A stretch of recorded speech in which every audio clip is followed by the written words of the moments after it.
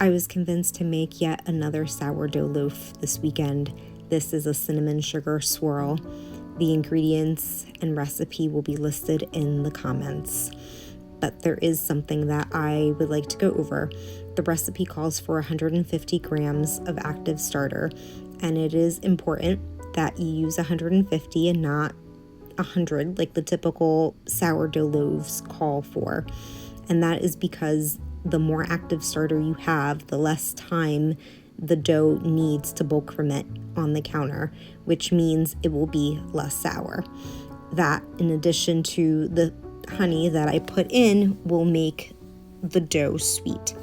So here, after it's bulk fermented, I am just stretching out the dough as far as I can so that I get more surface area for the cinnamon sugar mixture.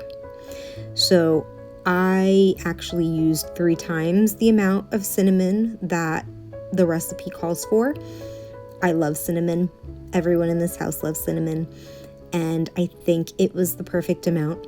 So I'm gonna include it the way I made it in this recipe. So typically I would fold it over onto itself and then roll, but I decided I wasn't gonna do that. And instead I was gonna roll it more like a cinnamon roll so that you get more of that swirl effect when you slice into it. So just adding a little bit more cinnamon sugar, because who doesn't love cinnamon sugar? And then this is after it's cold proofed in the fridge. Look how much it fluffed up during its second rise.